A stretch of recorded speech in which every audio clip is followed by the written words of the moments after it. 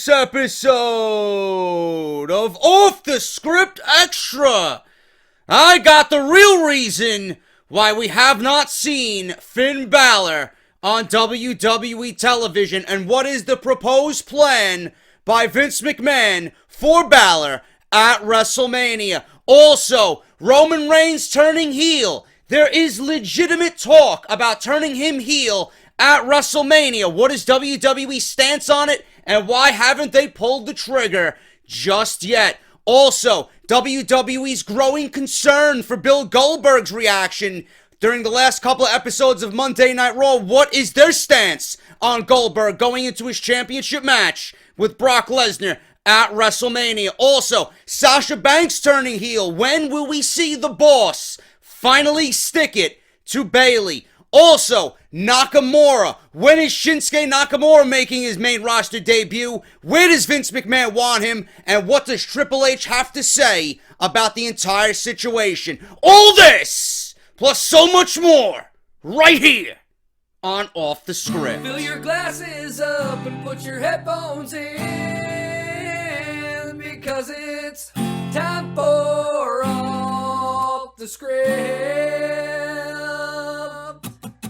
And all you fucking goons and assholes, get in line and hit subscribe, because it's time for Off the Script. Hit the like button and share it around. You can even pull your fucking pants down, because it's time for Off the Script with JD from New York 206, because it's time for Off the Script, because it's time for Off the Script.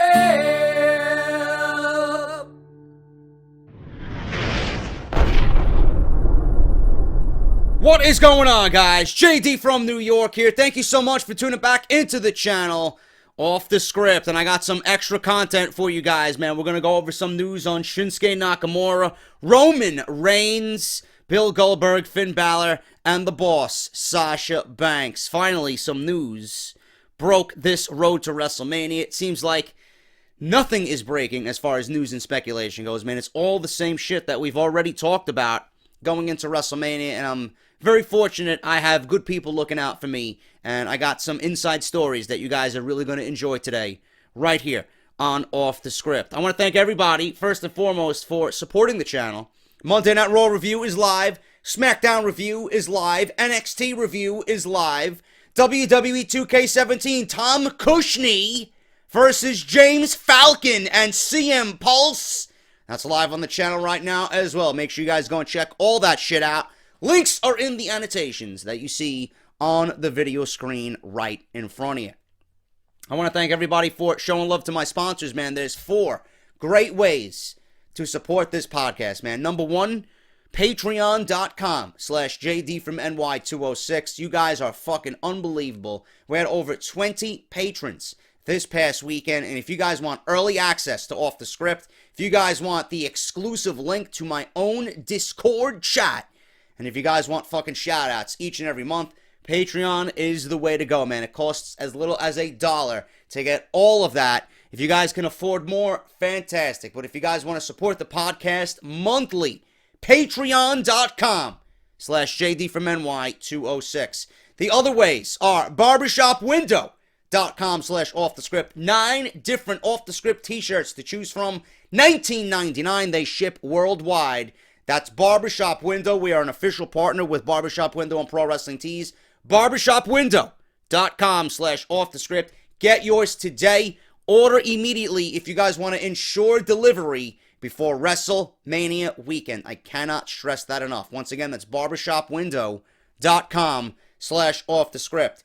We got Audible. Audible is offering everybody today listening 30 days free to try the service. That's absolutely free, man. If you guys want to end up canceling before the 30 days, fine. But listen to this. If you sign up for 30 days free of Audible, they're going to give you 1 free audiobook of your choice. No matter what, man. No matter if you guys cancel it, you still get to keep it. Compatible with iPhone and Android. Over 180,000 books to choose from. Being that we talk wrestling, there is a ton of wrestling-related autobiographies on Audible right now. If that's not your cup of coffee, there's a ton of other books to choose from, and I'm sure if you like it or if you want it, Audible's got it. audibletrial.com/offthescript. 30 days free and includes one free audio book of your choice, man. So make sure you cash in on your free book. Tweet me at JD from NY206. If I see it, I'll automatically retweet you guys all the time. audibletrial.com/offthescript. And finally, Gamefly. Gamefly is offering you the same deal as Audible, man. 30 days free to try the service out. That includes one free game or one free movie of your choice. No matter what you want, they got it, man. Over 8,000 different titles to choose from. Gameflyoffer.com/JD from NY. 30 days free. There's a ton of games on there right now. The Nintendo Switch came out. If you guys want to try that 1-2 Switch. If you guys want The Legend of Zelda Breath of the Wild. If you guys want Wildlands, I believe it's called. Ghost Recon. And Horizon Zero Dawn. Resident Evil 7. You name it, man. It is on there. Make sure you guys take advantage of that. Free shipping coming and going. All you got to do is look in your mailbox and Gamefly is going to hook you up, man. That's gameflyoffer.com/JD from NY. So make sure you guys take advantage of that. I want to thank everybody for showing love to the sponsors, but let's get into the news, man. We're going to start off with this Finn Balor situation. Many have asked the question, where is Finn Balor? Finn Balor did fly into Detroit on Monday morning. He worked out at the local gym. However, he was obviously not used on Monday Night Raw. Here is the backstage story as to why. Officials didn't know how to book things moving forward as Vince has not decided how to use Balor at WrestleMania and continues to go back and forth on how to utilize the Demon King. We can say this, and this comes from Wrestling News World and lead editor Richard Gray, by the way. Richard Gray states this: one script on this past Sunday had Finn Balor saving Jericho from the Owens-Joe beatdown. Obviously, that was completely scrapped before Raw. Now, the questions officials are asking is, with 19 days left, 13 days next Monday for Raw, 2 weeks. Is 2 weeks enough time to build Balor versus Joe at WrestleMania? Or are you going to put both of your most recent NXT champions and two massive names in the Andre the Giant Memorial Battle Royal at WrestleMania? What's worse, being off WrestleMania or being in that fucking Battle Royal, which is undoubtedly going to be nothing but pre-show filler? What would you do with these guys? If that is the only situation you have for either Joe or Finn Balor, I say keep them the fuck off the show. Have Joe be there backing Triple H as he fights Seth Rollins or confronts Seth Rollins at WrestleMania. As far as Finn Balor goes, I would keep him off the entire show completely if that is the only thing you are thinking of doing with Finn Balor. Or, if you had a fucking brain, maybe you book Samoa Joe and Sami Zayn on another edition of Monday Night Raw in some type of fucking street fight, a revenge match of some sort. Sami wants to get his revenge and wants to retaliate against Samoa Joe. And in typical Sami Zayn fashion, in typical Sami Zayn baby face fashion, he gets beat down. And he tries to fucking mount a comeback from Samoa Joe. And Finn Balor comes out and saves the day. Sami Zayn doesn't need any help. He doesn't want any help because it makes him look weak. He doesn't want Finn's help. So by the end of all this, you got a feud between Joe and Zayn. And then you got Zayn being pissed off at Balor. Joe and Balor have absolutely no love lost. You don't even need to say anything between those two. You could just go back and date whatever they did back in NXT. Boom. Triple threat match at WrestleMania. Now, I am not one for multi-man matches. I am not one to add yet another triple threat match at WrestleMania. But a triple threat match between Finn Balor, Sami Zayn, and Samoa Joe at WrestleMania has potential to steal the show. So why wouldn't you do that? Or if you want, you could just do Finn Balor and Samoa Joe because, one, Finn Balor would be making a save and interfering in Samoa Joe's plans to destroy everybody on Monday Night Raw. And 2, they really don't need anything. Their history speaks for itself. And if you don't know anything about Samoa Joe and Finn Balor, maybe you should get up off your ass and start watching NXT. Because what those guys did was very, very interesting. Old school feud, man. They took Balor and Joe for 9-10 months, most of the year, and they built 3 title matches between those guys. Can't beat that, man. Old school booking. It reeked of old school, and it was a very, very good feud for NXT. And Samoa Joe ended up winning the NXT Championship. So, I like it. I don't want them in the Battle Royal. If that's the only piece of WrestleMania that they're going to see, I say keep them the fuck off of WrestleMania. I don't want to see anybody go through that, man. The Andre the Giant Memorial Battle Royal. Are you fucking serious? The Andre the Giant, I'm only here to collect a paycheck and then hopefully win this thing and then go back to catering and have some of Titus O'Neil's sweet potatoes Battle Royal. That's all it is. It's a waste of fucking time. It shouldn't even be at WrestleMania. Richard Gray continues, or even worse, no match at all for either one of them at WrestleMania. Maybe Finn just saves either Rollins or Jericho at WrestleMania and has nothing to do for himself at the biggest show of the year. To make matters worse, WWE always expects fans to have short memories, but the last time we saw Finn Balor, he was surrendering the WWE Universal Championship because a very heel version of Seth Rollins had injured him at SummerSlam. So you want Finn Balor to save Seth Rollins, after Seth Rollins was the one who had Finn Balor stripped of the Universal Championship. And then laughed as Finn Balor walked up the stage because now that would be his easy way in for the Universal Championship. WWE thinks we have short-term memories. If I was Finn Balor, I'm coming back and I'm siding with Triple H because fuck Seth Rollins. That's just me. And you guys know my proposed plan for Balor turning heel and aligning himself with Joe and Kevin Owens. If it's all built around going after Seth Rollins, fuck Seth Rollins. There's no reason to believe anybody should be okay with Finn Balor coming back and saving Seth Rollins. Come on, man. I don't give a shit if Finn is a babyface. You're not going to come back and save the guy who ultimately took away 7 months of your career. Fuck that. It makes no sense and it's silly. It is just fucking silly, dude. So Balor, to me, the best thing about all this, keep him off of WrestleMania, turn him heel, align him with Joe and Owens. New Evolution is born. My plan for Evolution to go battle Seth Rollins and whatever he fucking comes up with, which would be the resurrection of the Shield. There you go. I think that's the best storyline. Will it happen? Of course not. Because this is WWE. It only exists up here. On WWE television, they're going to give you something less creative, I'm sure, and something that doesn't make any sense. So either Balor's going to be at WrestleMania against Joe, or in the Battle Royal, or he's not going to be at WrestleMania at all in a match. And he's just going to be saved for saving Jericho or saving Rollins. There you go. I don't know. What would you guys do with Finn Balor at WrestleMania? Because right now, Vince McMahon doesn't have a fucking clue. Officials are still paying close attention to the turn of the crowd on Bill Goldberg. The feeling backstage is that the nostalgia has worn its course. And with Goldberg's pay, it's very likely that his last match will be at WrestleMania 33. The Fire Goldberg chants on Raw have officials very nervous that Goldberg versus Lesnar won't go over as much as hoped. They're still confident it will be better than their last WrestleMania match, though. So they're worried about Bill Goldberg and the nostalgia act wearing thin. What did you think was going to happen?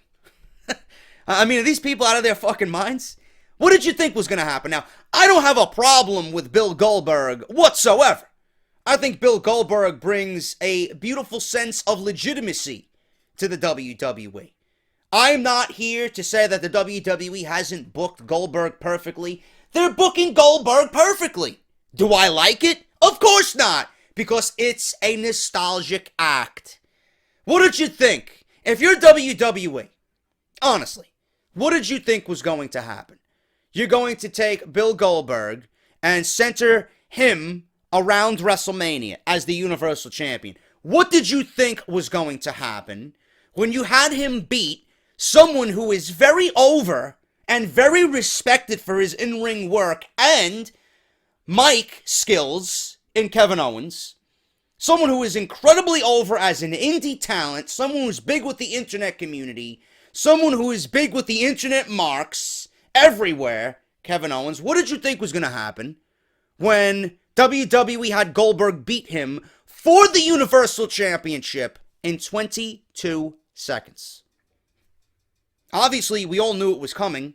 A blind man could see it. So this is why I didn't get too upset about it.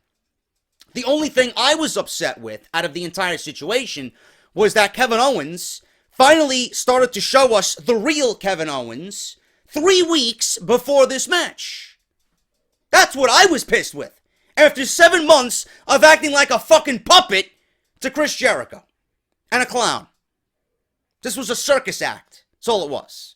Yes, it was funny. It had its moments, but Jericho was comedic and Owens followed suit.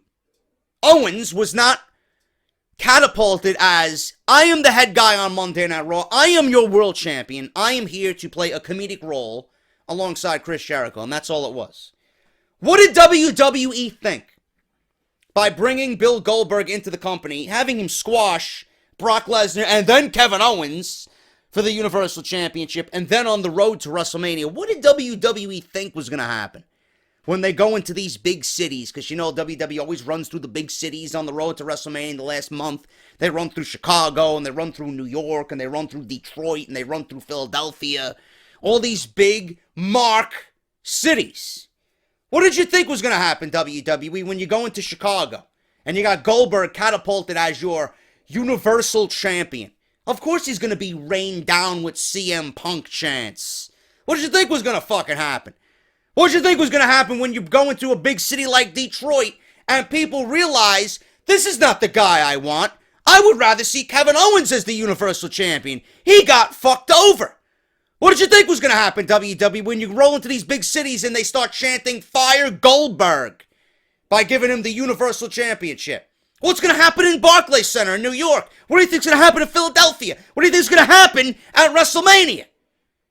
Goldberg is a 50-year-old fucking nostalgia act from the Attitude Era days when WCW was feuding with Monday Night Raw. It doesn't fit in 2017. People aren't stupid.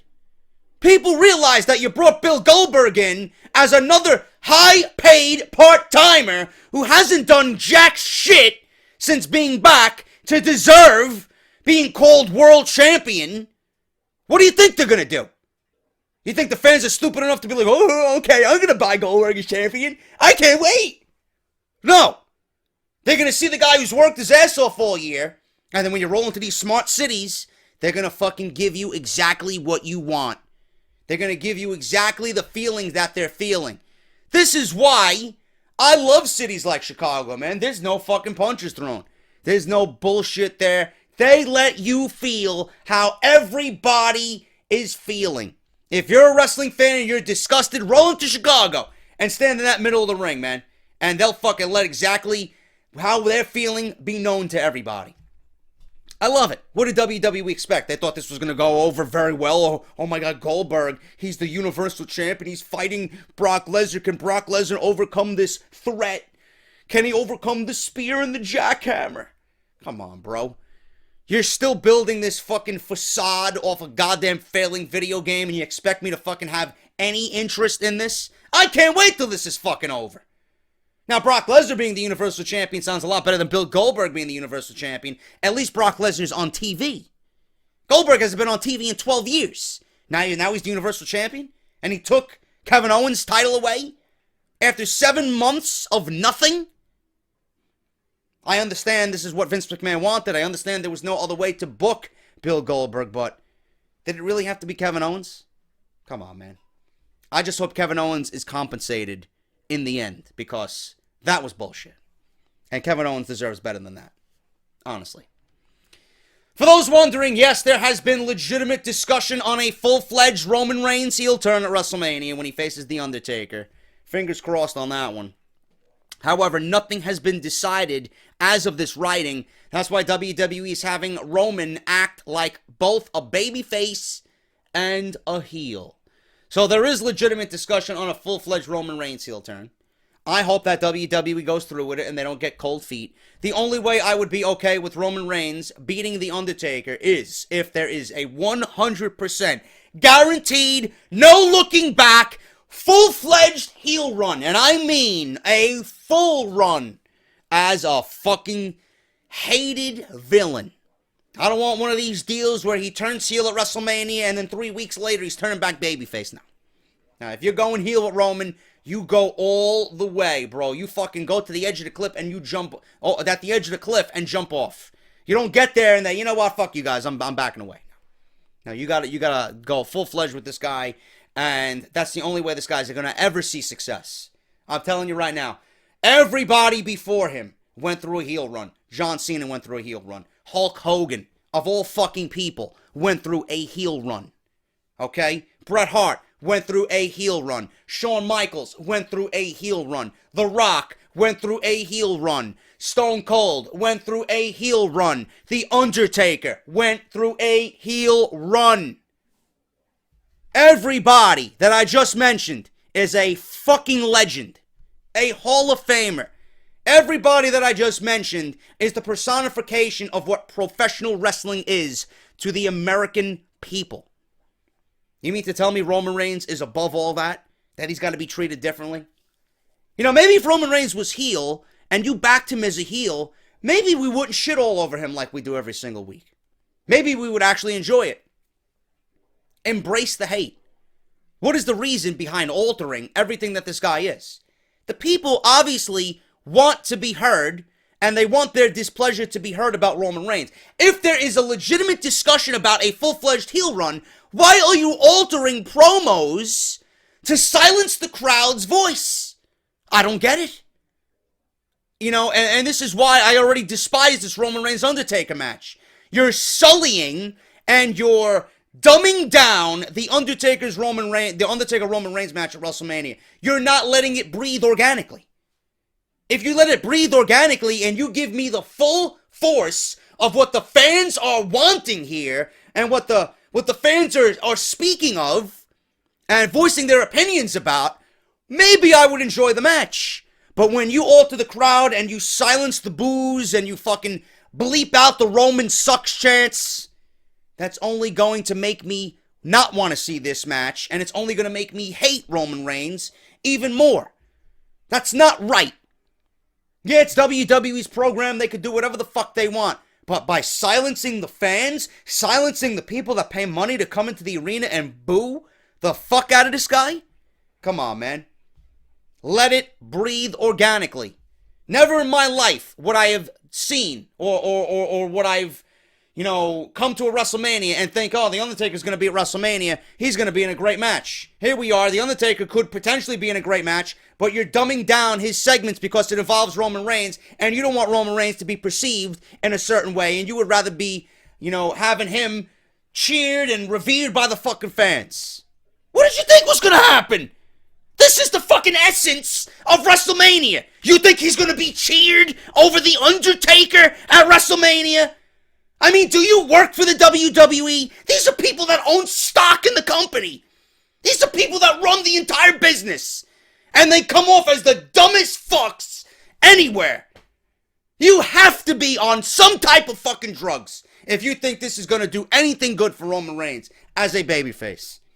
He will be the most hated individual in the history of wrestling if you don't turn him heel.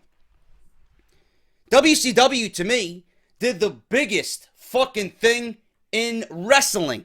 It may be the biggest moment ever in wrestling. And it's very hard to argue that fact. They took the model face of the fucking company, Hulk Hogan, the All-American. They took him and said, you know what? This shit sucks. We need to change it up. And you don't make money if you don't take risks. Okay? They took a risk on Hulk Hogan. They turned Hulk Hogan, who was the biggest name in the history of this business, and they turned him into a heel.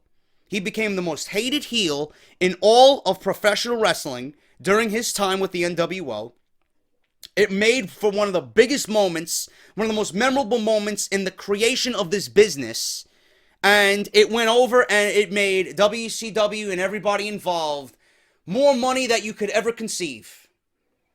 What makes Roman Reigns more important than something like that? If WCW and Eric Bischoff and people involved turned Hulk Hogan from what Vince McMahon made him into a heel, Vince McMahon can take this guy, who is not even on the fucking same stratosphere as a Hulk Hogan, or a Rock, or an Austin, or a Bret Hart. None of those guys. What makes him so much more important? Vince McMahon should easily take this guy and say, you know what? Whatever we have done is not working. Let's take a risk. The more money that could come from Roman Reigns being heel, I don't see why he wouldn't want to take a chance on that. I think Roman Reigns would be more of an asset to him as a heel.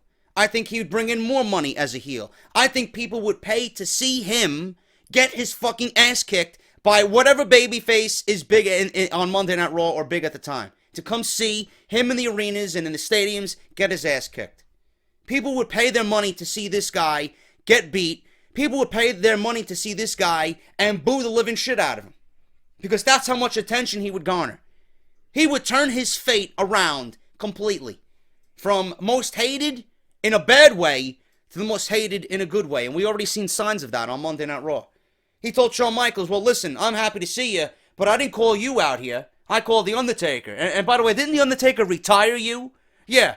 Now it's my turn at The Undertaker at WrestleMania. And you know what? I'm going to retire the dead man. That's already a heel moment right there. And the way he came off was great. Now, if he was legit, full-fledged, 100% heel, and people booed the shit out of him, and it meant something, great. You did your job. But the fact that WWE's taking Roman Reigns, and they're not visiting that heel side of him, and he's going out there as a proposed babyface, and they're trying to use all these different guys to get him over, but getting the opposite reaction from what a babyface usually gets, you're failing. You're failing. Any reaction is a good reaction. Yeah. But this is damaging to Roman Reigns. And what needs to be done is Roman Reigns needs to be 100% heel. No ifs, ands, or buts. People would enjoy him, the match would be better, and Roman Reigns' career, potentially, could be saved if all of this is done. And I hope I made sense in bringing up all those old-timers. Take a fucking risk. Did you guys ever think that Hulk Hogan, back in the day when you were in high school, you know, that's where I was watching WCW, and well, I wasn't watching WCW, I was big into Monday Night Raw.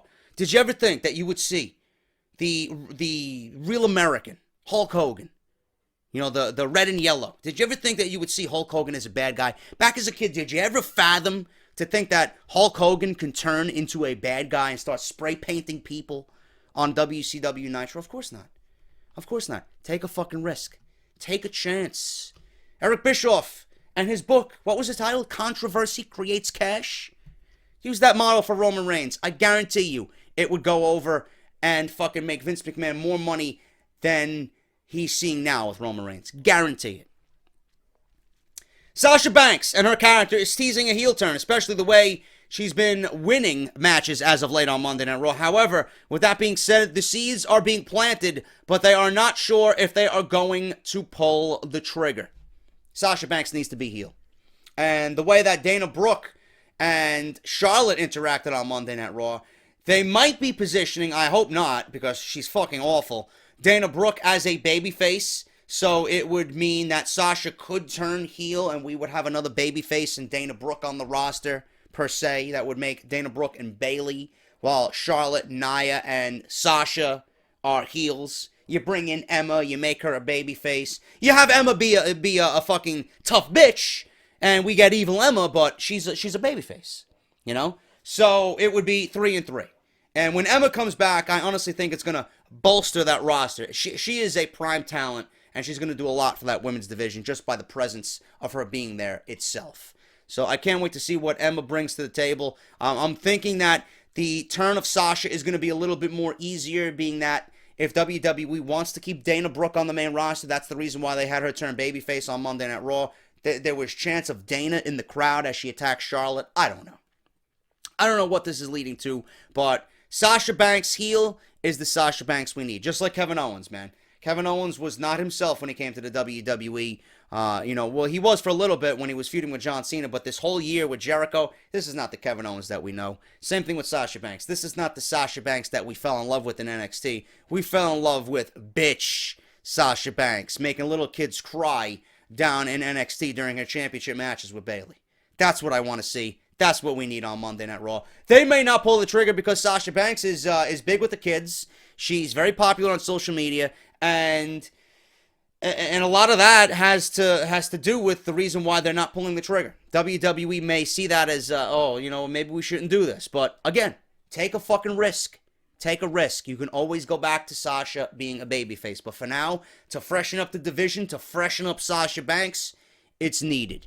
The wrestler's got to come first, man. It needs to be done. As we saw on Monday, Seth is making a very large step forward, but he is not 100%. We're going to talk about this on Off the Script as well. However, he went to a specialist last week. Seth was told he can resume lighter, normal in-ring activities. That said, many feel the company is rushing him back and that for his long-term health, he should have taken yet another month to truly rehab this injury, as the risk of re-injury right now, if they're going to go ahead with Seth Rollins and Triple H, the risk of re-injury is very, very high. So I don't know what's going on with that, man. If I'm booking WWE, I would not have Seth in a match with Triple H at WrestleMania. This was a freak accident. You can always go back to it. Have him rehab, have him get 100%, cover all your bases, have him come back and get into a feud with Samoa Joe first, have him run through Joe, have him run through Owens. If you want to turn Balor heel, have him run through Balor and get him to Triple H. That's it. That's the way you do it. If you're not going to rebrand the Shield and have the Shield back Seth Rollins in this feud with Evolution, or this stable that is probably a figment of everybody's imagination right now. But if that's what you want to do, fine. But I know for a fact the best thing to do with Seth Rollins is have him get involved with Triple H at WrestleMania. Set up some type of angle that builds to SummerSlam. When Rollins is 100%, have him go one-on-one with Joe. Being that Joe was the one who took him out. Joe was the hitman. Have him go through the hitman. I'm not saying have him beat Joe, because that would be a fucking colossal mistake. Have him get through Joe, and then have him go one-on-one with Triple H. That's it. You don't need to have the Triple H match at WrestleMania. You know, it might be cursed. Rollins vs. Triple H, WrestleMania may be cursed. Maybe if you presented at SummerSlam, it would actually go as planned. That's the best way to do it. Do not risk re-injury. Because if you're going to bring this guy back, rush him back for a match that does not need to happen right now, you're not only going to risk re-injury, you may risk this guy's fucking career. And then you'll have no Seth Rollins ever again. Give him time. Go through Joe. Give us Triple H versus Seth Rollins at SummerSlam. That is the best way to go about it. This Hardy situation, let's talk about this. Matt Hardy and Jeff Hardy's Impact situation, they were fighting with the Hardys over the gimmick of the broken universe. On Friday morning, Impact sent a threatening letter to cable and pay-per-view providers who plan to host the Ring of Honor pay-per-view. While a few people ignored these warrants, a few cable companies ignored these warrants, Dish Network did pull the show and refunded any orders of the show. Reba Hardy has been very outspoken about this on social media, as you guys might have seen. We went over it in Off the Script this weekend. She's been very outspoken about this on social media. The feeling within the business, and I'm talking about the spectrum of the wrestling business, is Impact did not want the Hardys taking this gimmick to WWE. Let's do a quick analysis of this situation, does Richard Gray. Remember, he says, I am no lawyer, but this is pretty basic knowledge. First of all, if Jeff wants to go by Brother Nero, Impact can't do a thing about it, as he is Matt's legitimate brother, and the name Nero isn't trademarked. Secondly, Impact truly doesn't have a leg to stand on in this potential lawsuit for many reasons. The Hardys paid for the broken segments out of their own pocket. Plus, Impact did not honor the pay in their contracts. Lastly, Impact was incredibly lazy not to trademark a thing about it while Matt and Jeff were under the company's umbrella, yet afterwards wanted a part of their gimmick. Furthermore, Ring of Honor can potentially file suit against Impact for lost revenue as they were pulled prior to airing any of the gimmick on their pay-per-view that weekend for the 15th anniversary show from Las Vegas. Now, where am I here? They could potentially file a lawsuit here. Finally, Impact really pissed off a ton of fans, but moreover, they pissed off a lot of the workers and people in the business with this frivolous lawsuit. So much so that many people do not even want to work for Impact Wrestling because of this. All in all, another huge mistake on the part of Impact Wrestling with no possible gain on their part. And the funny thing is, what I got out of all this is that they're still concerned about what WWE is doing. They want a new relaunching. They want a new rebranding. They already put down the Hardys for their stupid gimmick, right? Bruce Pritchard coming out and saying shit and Jeff Jarrett talking shit behind the scenes. It's not what they have planned for the future of Impact. So if it's not what you have planned for the future of Impact, why the fuck do you care about what they're doing with their gimmick and their livelihood? If they want to go to WWE, if they want to go to Japan, if they want to go to Ring of Honor, so be it. But if they want to go to WWE, why are you concerned if they go to WWE? Why are you concerned about the business that the Hardys are doing with the WWE? Why is WWE on the tip of your tongue? They have nothing to do with you.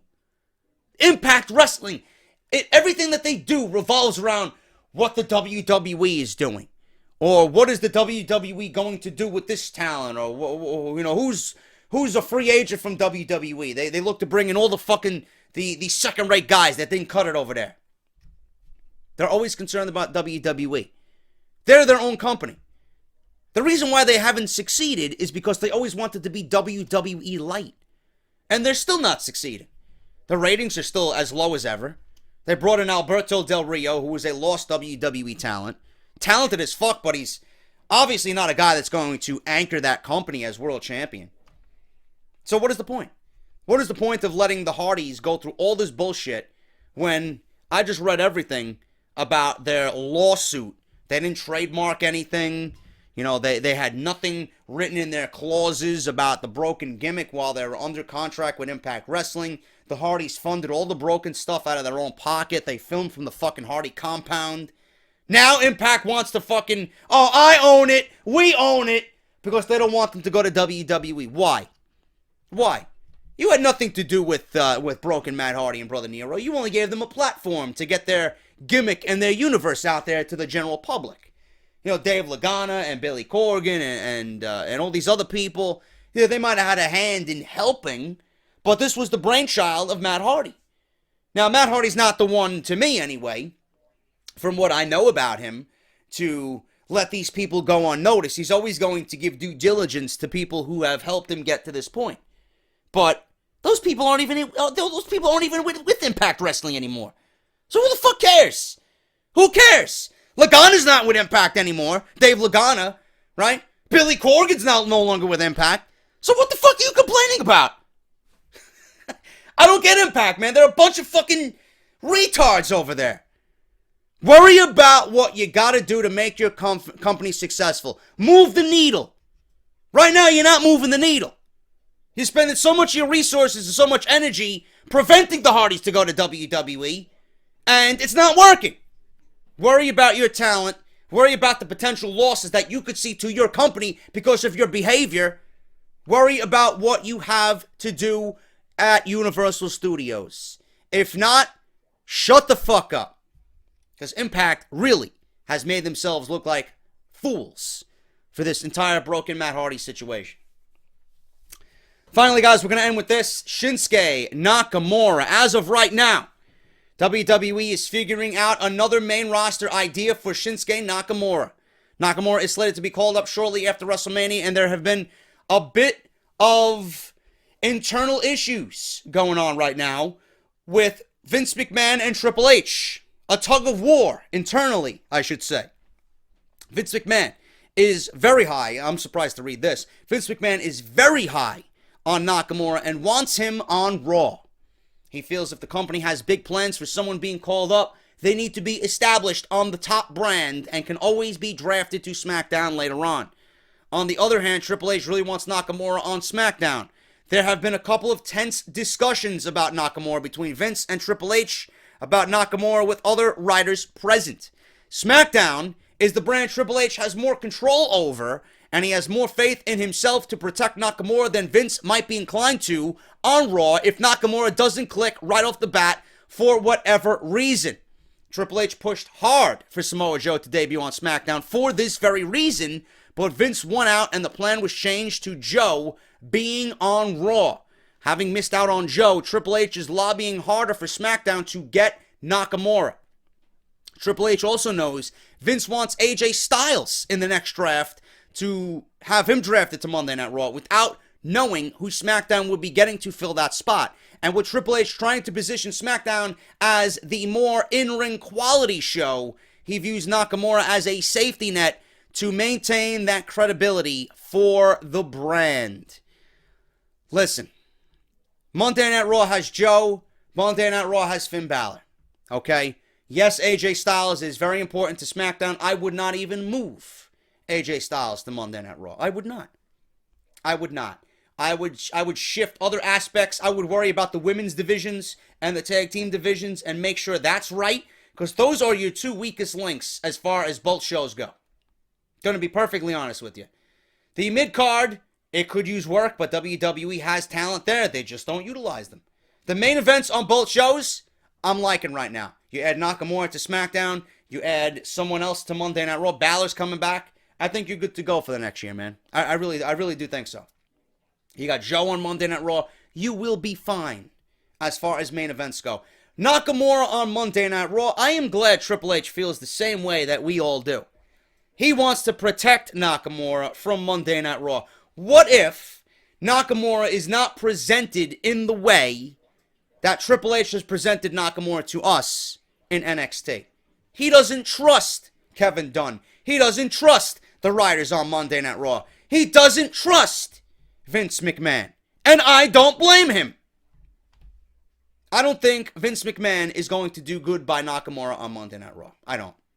Nakamura is a huge name, and all because Monday Night Raw is the big show doesn't necessarily mean Nakamura has to come to the A show. That's illogical. You put Nakamura where it makes most sense. Monday Night Raw has a ton of top-tier talent. SmackDown has Wyatt, Styles, Orton. Cena's going to be gone most of the year. I mean, SmackDown's going to be without Cena. And if you move AJ over to Monday Night Raw, who the fuck are they going to have? How are you going to replenish SmackDown? Nakamura certainly has to go to SmackDown. Hopefully Vince McMahon sees this and Triple H reiterates this to him. I don't want to see him on Monday Night Raw. I don't. Nakamura is the type of talent that cannot be showcased every week. I'm sorry. You know, he may be full-time, but we don't see him every week on NXT. We see him twice a month, if that. We see him there for big moments. We see him when it's important. You cannot have Nakamura week in and week out on fucking Monday Night Raw. You can't. The gimmick, the aura that is Nakamura will slowly fade. Nakamura needs to be on SmackDown. He needs to be there with AJ. You need to build the entire year around those guys. Mauro Ranallo needs to be calling Nakamura's matches. It's just got to be done. I can't even begin to tell you how much a better fit SmackDown is for Nakamura over Monday Night Raw.